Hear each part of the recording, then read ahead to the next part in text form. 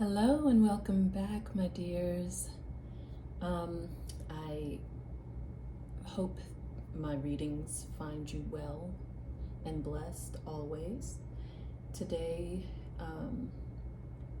these readings or this intuitive astrological rundown for the energies of the day are for Tuesday, May the 1st, 2023. And just again, to reiterate, as I have in previous videos, I give a detailed rundown of each of the planetary placements, or astrological placements, I should say, because not all of them are planets, but it is detailed in that sense, but it is general in the sense that because I'm not doing personal reading for you, it's just, I wouldn't be able to give you the specific details and more meat as far as what the energies specifically may be pertaining to, because I don't know your birth chart and where your house placements might be in regards to these planetary and astrological placements in the rest of the general chart. So I hope that makes sense, but let's go ahead and get started. All right, the Sun in Taurus. This is about very slow progress in becoming secure with your raw, instinctual side, or your inner guidance system, or just being in confusion about all of this. So you're getting messages or hits or direction from your inner compass, even your instincts, and you're trying to make sense of what you're getting, and there's a little bit of confusion with that. That's what these energies could bring into play today. So just understand that this happens from time to time, especially with the energies that may be in play. But in being aware of what's at play, you can also be easier on yourself, not beat yourself up, and maybe take a different approach. Instead of possibly being frustrated with the confusion, take things from a different tact, a different perspective, and things you may be able to work with those energies a little bit better that you're having to deal with. The Moon in Virgo is about mastery of these raw instinctual urges and physical needs. In what area? Again, check your house placement for your Moon in Virgo. That'll give you what specific area of your life that this mastery of these needs and instincts refer to. Okay, Mercury in Taurus. And again, I don't know if you all have seen it, had a moment to take a look at the post that I did, the community post, but just a note, it gives a pretty good rundown of some of our just general and worldwide astrological energies that we're kind of swimming in right now and for the next little while. But just a quick note, in case you haven't had a chance to see that, Mercury is in retrograde from, started on the April 21st of this year, and it's going through next month, May 14th. And just wanted to make you aware of that, as well as the fact that, well, Pluto isn't retrograde quite yet, but another astrological body that's in retrograde is Ceres. So just to make you aware of that, if for those who do follow a little bit more intimately with astrology, those are the two retrograde planets right now Pluto will join them next month, I believe. Yes, I'm sorry, June, not next month. Pluto will go into retrograde June 12th. All right, so back to the energies for the day. Mercury in Taurus brings a pragmatic reshaping and revising or revision on how you choose to express your natural inclinations and urges. So there's a big play throughout this day in regards to Lilith energies, the astrological body or asteroid Lilith. That has to do with your natural tendencies, your instincts, your raw primal urges.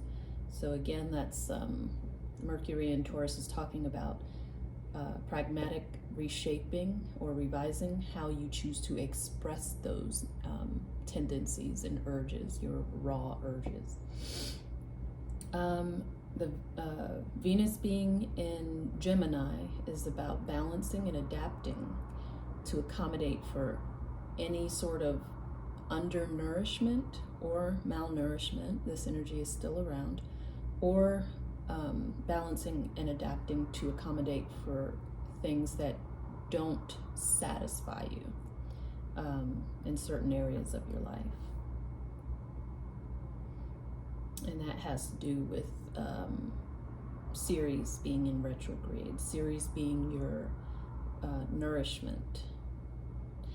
Okay, so then we have Mars in Cancer, and it talks about positively or positive emotionally backed drive or action for change. And we can definitely see this going on throughout this country and throughout the world with these energies. Jupiter in Aries is about bold, daring, new beginnings and exploring beliefs globally, on a global scale. So that's pretty interesting. And that energy, Jupiter in Aries, is sticking around for a while, and right now it doesn't have any major aspects that I'm picking up on. So it's just that energy of sparking new beginnings, new things, new journeys, in the area of how you perceive things, what your faith is in, your beliefs.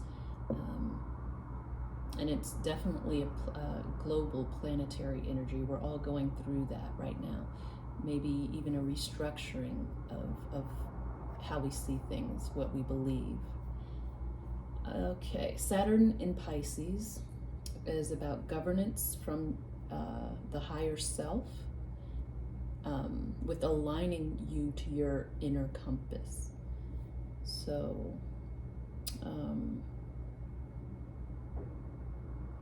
that's something that you can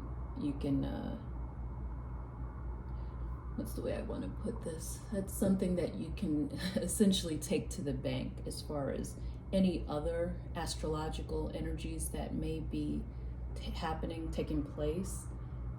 That's if you use this energy of essentially your higher self reaching out to you, to kind of pull you into alignment, guide you into alignment with what's within, with itself, which is within you, your inner compass, that you're good to go. If you can get in alignment with that and just really put your ear to the ground for this type of guidance, you're going to be okay with the rest of these energies at play, especially any that may be confusing or any negative energies that may come up. This is going to be your trump card. Next we have Uranus and Taurus. This is a slow, reliable, steady awakening to change from action, spurred from your inner truths. So this has to do again with this inner guidance that's your inner compass, your higher self is reaching out to you with and trying to get you on a steady path and a good relationship with having an exchange with it, or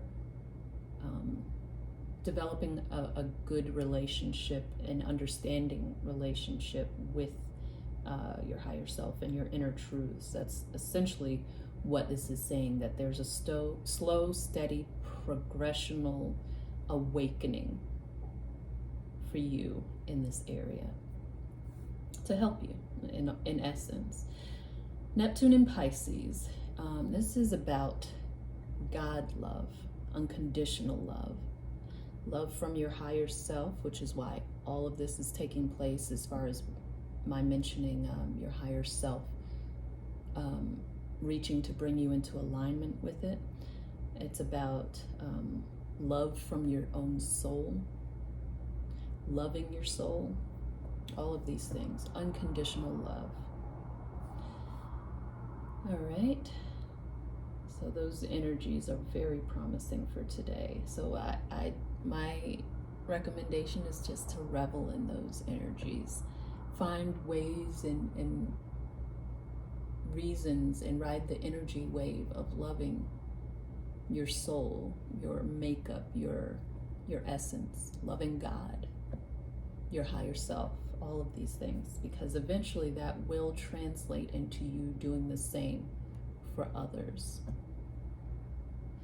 A very Piscean kind of love, loving through the realization of oneness with all, with others and with everything. Next we have Pluto in Aquarius. As I mentioned, not just yet, but in a couple of months, Pluto will go into retrograde. But Pluto in Aquarius is regarding transformation of what you've invented, what you've created regarding your ideal partner, ideas that you've created in regards to this, that actually end up bringing challenges to the intimacy in your life. So that's something to be looked at. Maybe some revisions need to be made there. Change in the way of thinking, what you're manifesting in that area.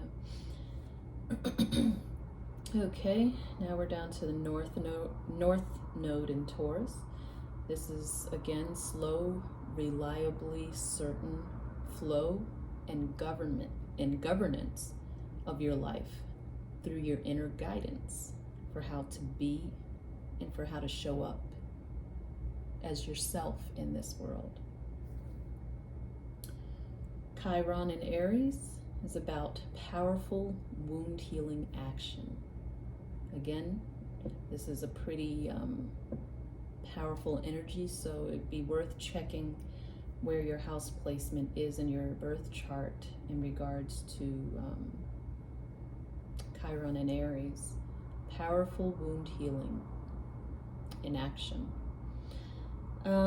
Okay, Ceres in Virgo regards, it's about figuring out why you're unsatisfied, why you're possibly undernourished, and where imbalances exist in certain areas of your life. This could be on the physical level and or on the emotional, spiritual, psychological level, or even the mind level, mental level. Black Moon Lilith, or just Lilith, as I like to call her. Lilith in Virgo. This is regarding, the energies are about confusion or erratic progress in figuring out and mastering your emotions, fears, or base impulses in order to better express yourself. it's confusing again, as mentioned previously earlier. There's confusion, possible confusion about how to do this and how to clear things up within yourself on how, so that you're not expressing yourself in a way that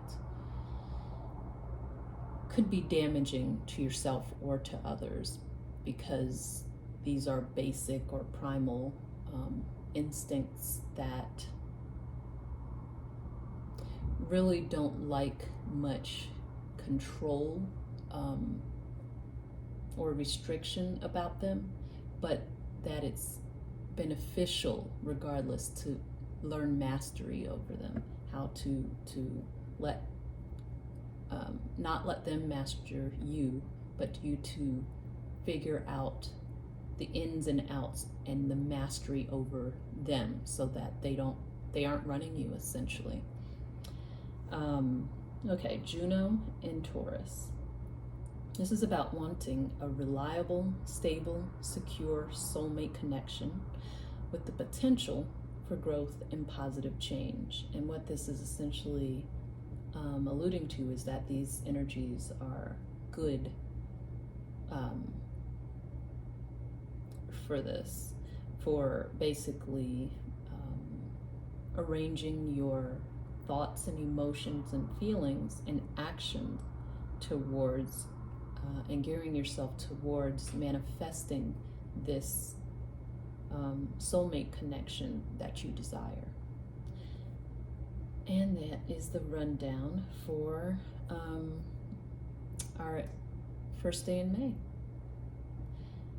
Stay tuned for the first house readings coming out on May 1st and May 2nd for all 12 of the signs. Those signs placements in the first house will be coming out those 2 days, first and second day of May. So stay tuned and blessings.